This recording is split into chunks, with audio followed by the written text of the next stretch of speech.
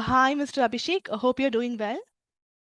I'm fine, thank you. And How are thank you you? for, yeah, I'm doing well too. Thank you. And thank you for accepting our invitation to be a part of this Next Gen Entrepreneurs Beyond Dream series.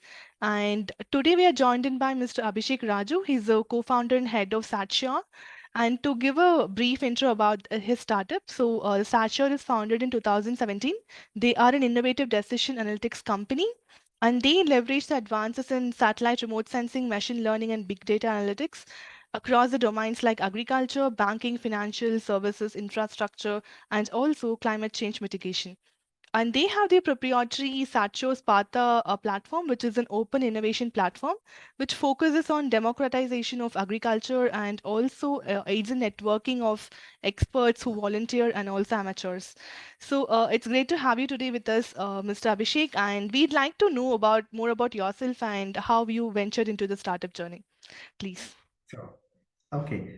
First of all, thank you for having me in your program. And I started my entrepreneurship journey about 10 years ago, Mm-hmm. and uh, um, it's been it's been 10 years since I've been an entrepreneur. This is my Mm-hmm. second venture. Okay. My Mm-hmm. first venture was yet another space startup. Uh-huh. And I was part of that for almost 5 years, and for the last 7 years I'm part of SatSure. Mm-hmm. uh, the way before being an entrepreneur, I worked in the corporate sector for about 5 years, Mm-hmm. worked in different companies, gained a lot of experience. Just to, so today, a lot of things that I learned in my initial years of working in big corporates, I'm Mm-hmm. able to implement it in my company. So, Mm-hmm. in a sense, that was the foundation that was required to do what I'm Right. doing today. Mm-hmm. Okay. Yeah, that's great. And also, like, to understand about SatSure, right? So SatSure, like, what was it? How was it like? Like, I understand that you have a very good, 10 years of experience, but still, like, what were the initial challenges, even when you're in your second venture? And it's really interesting to know such a space technology, right? It's really interesting. And also, I checked in your website, and also the platform is quite interesting, and it's futuristic, I would say. And we'd like to know more, like what were your initial challenges and how did you venture into space, right? Yeah. Yeah. Look, when about 10 years ago, when we started, when I started off, Mm-hmm. the funding ecosystem did not Mm-hmm. really exist for space ventures. Mm-hmm. So the first few years, in fact, the first startup that I was a part of, uh, we pretty much tried to bootstrap it. It was difficult. In Mm-hmm. fact, a lot of learning from that was carried on to SatSure. In fact, Okay. SatSure, being a services-oriented company, in fact, the Mm-hmm. first few years of our existence, we were focused on building solutions, Mm-hmm. software solutions that can be used by different stakeholders in the agriculture ecosystem or in the infrastructure ecosystem. Mm-hmm. Uh, so we, because it was a software-oriented model, we had the privilege of building something at a lower cost and slowly scaling it up organically. Okay. The same would not be possible in a hardware-oriented business because the Yeah. capital requirements would be very Yes. high. Mm-hmm. So some of the key challenges that we faced was obviously the investor community was not open Mm-hmm. back then when we started off to Mm-hmm. space-related investments because Okay. they didn't know much about the space business. And also the returns, right? Then they can't, predict the returns and more, right? Mm-hmm. Correct. Mm-hmm. Correct. So that was one initial challenge. Okay. However, we were not looking to raise funding in the initial years. The Mm-hmm. first until last year, we hadn't raised any capital. We were completely bootstrapped, and we Okay. were also funded by customer Uh-huh. contracts that we had. Okay. So the initial challenge was, of course, getting the first set of customers when you are a very small company, when you Mm-hmm. have a startup, when the products are not fully developed. Yes. So the way we overcame that challenge was we applied for various challenges. Mm-hmm. Under Startup India program, there were so many different government agencies that were putting out challenges. Okay. Startups could participate in it. Mhm. and the startups that won those challenges got a customer contract from the government, Mhm. or got some grants, etc. Mhm. So we kept our focus on some of those things. In fact, in fact, we have won several challenges. In fact, we were recipients of more than $500,000 worth of Mhm. grants from various Okay. agencies, Mhm. both private organizations as well as government agencies, Mhm. and that helped us in financing the company, paying salaries, etc. Mhm. But that is not enough, right? Yes. And not like we got all the 500,000 at one chunk. Yes. Sometimes you get $1,000 Mhm. grant. Sometimes you get a 50 lakh rupee grant. So it was all staggered across time. Mhm. So we kept a very low burn rate in terms of cost. Mhm. We had a number of staff, but we were always focused on working with our clients in understanding their needs and building, in fact, co-creating solutions that would solve their problem.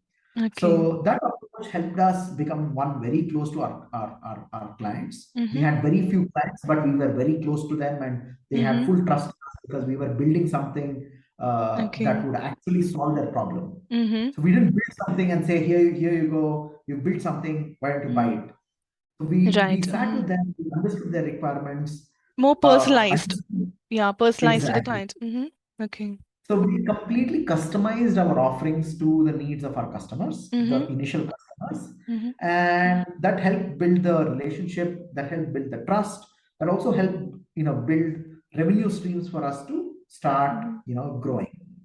Right. Obviously, upon the first success with the first set of customers, Mhm. then the growth was pretty automatic, right? Because Okay. some of the industries we were working in was had a very strong word of mouth. If we Okay. worked with one bank, other banks would know that, okay, this company is Mhm. working with this bank, so we will also work with them. So it was also giving other clients in the market Mhm. the confidence that, okay, this Yeah. big bank has Mhm. trust working with this company, so maybe we can also work with them. Right. So it Mhm. was a slow journey, Mhm. unlike we have seen that many of our funded peers Mhm. could go to market much faster, Okay. right? They Mhm. could build products much faster. They Mhm. could scale much faster. However, Mhm. the advantage we got by going slow and steady was we Mhm. built a very strong, deep relationship with our customers. Mhm. So, I mean, there are different approaches, but this approach worked for Yes. us. That's how Mhm. we overcame that problem. Yeah, that's quite interesting. And also, congrats for the funding, right? And it's quite impressive. And yeah, that's very important. Like, forming a strong customer base is the very, because important factor. Because startup, they build a product and then they peak in for some time and then they reach the stationary phase in which not much of flow happens. That we have seen multiple startups, and this is quite a impressive, module which you have, used for your startup. And also, we'd like to know about the challenge in finding your peers. For example, the co-founders, right? Like, how you started. Like, was it a one-man army initially, and then you found the right peers, or it was all through from the initial phases you had all the co-founders in hand and you were building the product together? How is it for you in the team? Mm-hmm. Yeah, look, my co-founders are the biggest strength that I have. Mm-hmm. Uh, so in fact, my we had a total of four co-founders in SatSure, Mm-hmm. uh, including myself. Three of them went to the same college. Okay. They went to IIST Mm-hmm. in Trivandrum, and IIST is actually ISRO's space Mm-hmm. technology institute. Okay. So they were the first batch of IIST, Mm-hmm. my three other co-founders. I Okay. didn't go to IIST. I have a completely different background. Mm-hmm. But because the space industry, the private space industry, which is called new space, Mm-hmm. the new space industry is such a young industry with so Yeah. little players. Mm-hmm. Uh, Everyone knows everyone. So I Yeah. knew these guys. I knew, Mm-hmm. in fact, they were prior to co-founding SatSure with me. Mm-hmm. Uh, they had worked in ISRO. Some of two of them had gone overseas, Mm-hmm. got advanced degrees that just come back. So Okay. it's a very the space community in India is very small. Once you know a few people, you will start Yeah. meeting new people from the industry. That's Mm-hmm. how we met each other. And Okay. obviously we had common interests, common objectives. We were Mm-hmm. passionate about solving common problems that we thought has to be solved, and that's Right. what brought us together. That's quite interesting. I mean, and to understand about the space industry, right? So that's quite interesting. And also, like, we'd like to know, talking about challenges. So you founded in 2017, the SatSure, and how was it like? I understand it's a software platform, and I hope the pandemic didn't cause much, but still there'll be some limitations caused by the COVID pandemic, right? How was the COVID for you? And how was SatSure, tackling the COVID, the whole scene of COVID? If you just give some glimpses of it. Oh, yes, absolutely. In fact, I must tell you that COVID was a big turning point in Mm-hmm. the life of early life of SatSure. Okay. While most of the companies had a lot of pain and suffering because business went down, Mm-hmm. they had to lay off. In our Yeah. case, it was exactly the opposite. Mm-hmm. If you see, the solutions we were offering our clients is remote monitoring, using Okay. satellites. Mm-hmm. So what do banks do when everyone is working from home and they cannot go out and visit their clients? Right. They need kind of a remote way of Mm-hmm. going and doing those activities. Yes. So Mm-hmm. at that time, our the number of banks that came to us for our services suddenly Mm-hmm. increased. In fact, the problem we had was we Mm-hmm. didn't have enough number of people to service those clients. Okay. So Mm-hmm. we worked through the COVID pandemic. In Mm-hmm. fact, we did quite a few big projects across the globe. We did projects in the Philippines, we did projects in Mm-hmm. Myanmar, India, and that really helped us in furthering Mm-hmm. our company. In fact, during Okay. the just in fact.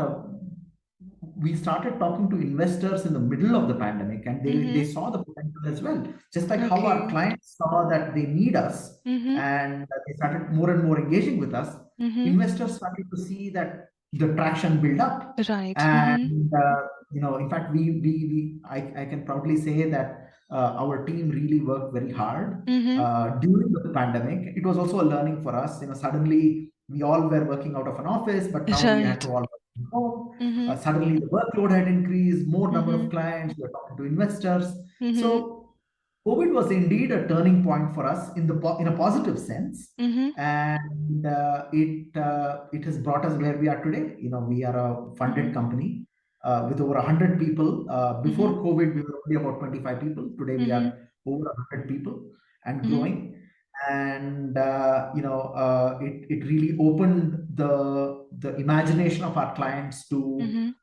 see how they can use remote sensing related data analysis for making better decisions in their processes. So that's Right. how we. Mm-hmm. That's cool. I mean, that's really nice to hear. And also, like coming to the companies, what is the primary value proposition which you offer as a startup?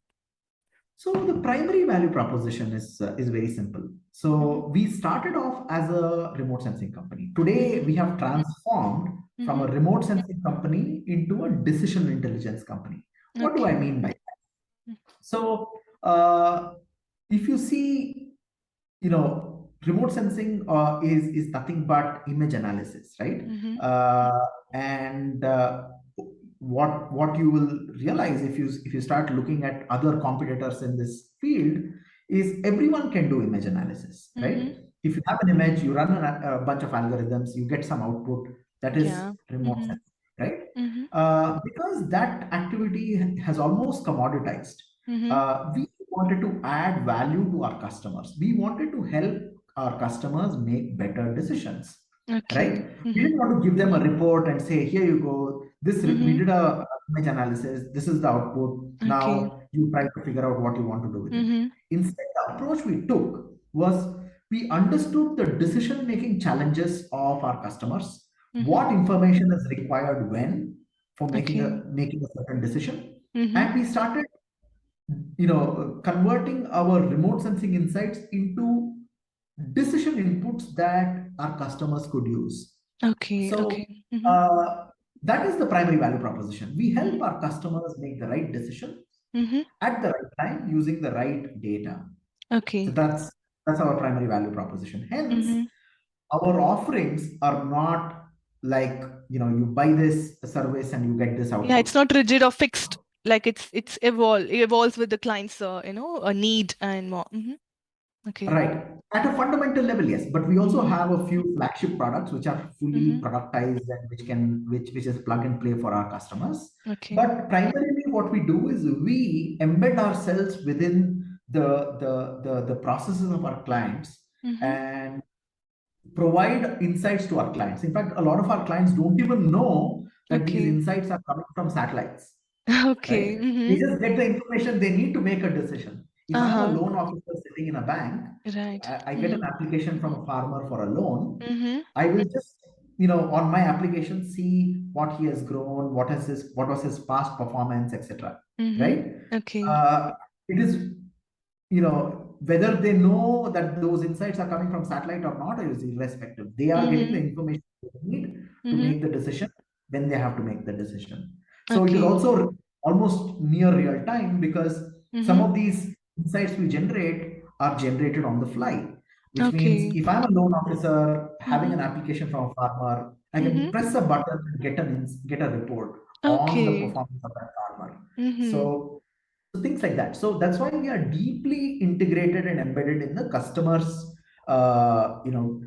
service delivery workflow. So Mhm. that is our primary, value proposition for our customers, Mhm. and providing the right information at the right Right. time for making decisions Mhm. is what we provide our customers. Okay, that's quite interesting. I mean, as coming from a research field myself, we've seen remote sensing only primarily used for, research, to see the forest cover and, to understand a migration of some species of animals and more, such.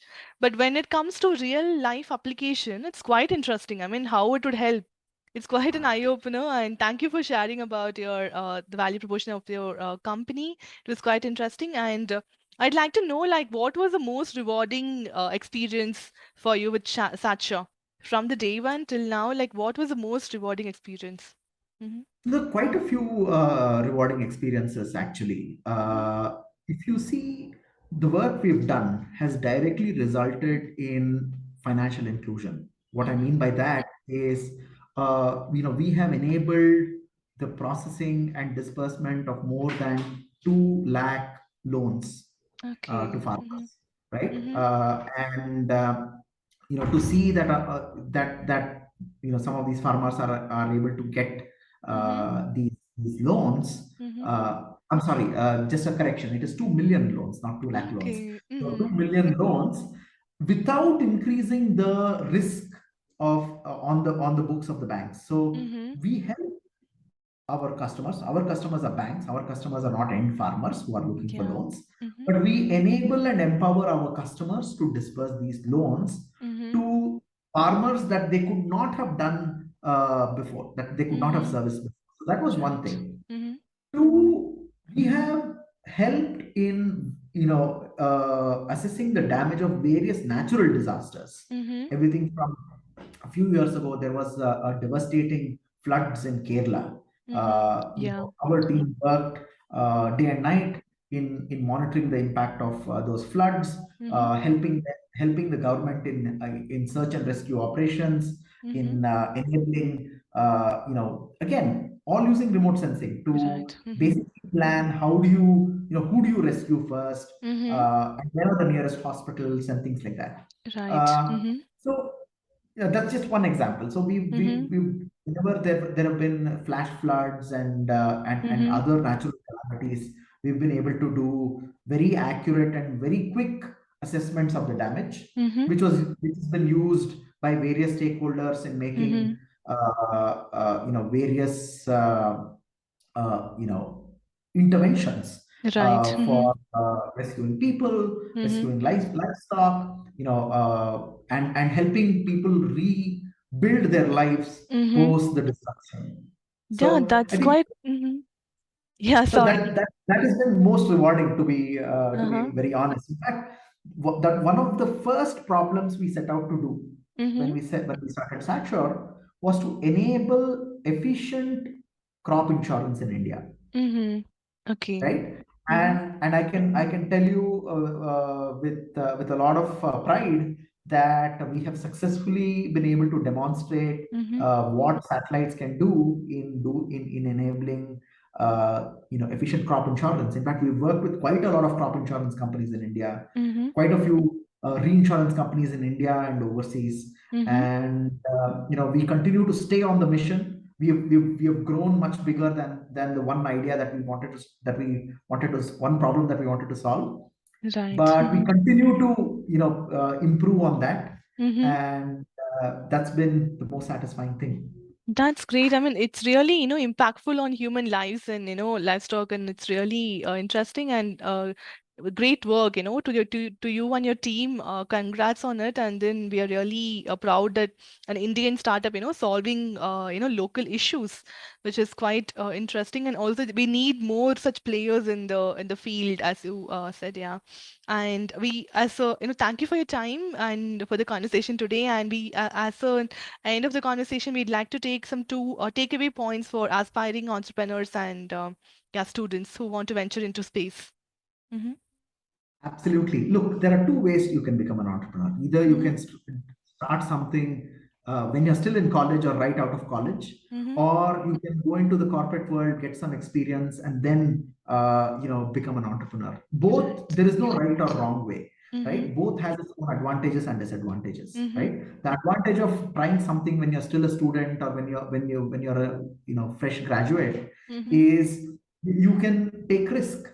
Right. You can try something out. If it doesn't Mm-hmm. work out, you can always go back into the workforce, join a corporate job, and things like that. Mm-hmm. And it will give you a lot of confidence having tried to build a company. You also learn a lot of things Mm-hmm. from the very beginning, because you have to do everything on your own. Right. Uh, Usually, when you start, it may be just you and a few of your co-founders, Mm-hmm. and you have to do everything. Not like Right. everything is set up. So Mm-hmm. you learn a lot. So think of it as free management education, Right. hands-on. Mm-hmm. Uh, on the other hand, if you did decide to take up a corporate job, you'll Mm-hmm. also learn a lot. But the advantage there is you'll have the safety net of having an employment, getting a Right. regular salary, and also Mm-hmm. learning about how big companies operate, what kind of Mm-hmm. uh, processes they follow. So Mm-hmm. you both are there is again, like I said, there's no right or wrong way of doing Right. things. Mm-hmm. Uh, and I highly recommend people and encourage them to start when they're still studying. That way, Mm-hmm. they can get a hands-on experience. Mm-hmm. And what I would also like to say is, irrespective of what your field is, Mm-hmm. you may have studied biology, but you can still do a fintech startup. If you might have Right. studied finance, you can Mm-hmm. still do something which is deep tech. Mm-hmm. So, irrespective of your background, Mm-hmm. don't think about, oh, I come from this background, so I have to find something to do in the same field. Mm-hmm. Don't limit yourself to that. Mm-hmm. Find a problem that is worth solving, that actually creates impact, not just for yourself Mm-hmm. financially, but for the larger society. What are the problems in the society that you can solve Mm-hmm. with your skills, your ideas, and the combined effort of your co-founders to start with. Right. Mm-hmm. And that is a good way to start, rather than saying, oh, I have studied commerce, so should I just do something in finance, or Yeah. I've studied chemistry, so should I just do something in chemistry? So Mm-hmm. don't limit yourself to that. So these are some basic Mm-hmm. advice that I would like to give young and aspiring entrepreneurs. Yeah, that's the point which you mentioned is quite different, and also about starting from deviating from your own field, because we have seen, for example, biotech, they would have done masters in biotech and then PhD, and then they become an entrepreneur. And also like medicine, the same thing, like for example, we saw like they stick to their field. When they start out, they stick to their field, and it's very rare to see interdisciplinary and deviation there. And it's quite I think it's from your personal experience, and it's quite interesting, and a good point to address to the aspiring entrepreneurs. And thank you for your time today, Mr. Abhishek. And yeah, Definitely. we appreciate your presence in the interview today, and we'd like to meet in another session sooner. Thank you. Thank you very much, Mayuri, and all the best to you and all the audience. I hope you all start up and build successful companies in India, for India, and the world. So all the best. Yeah, thank you.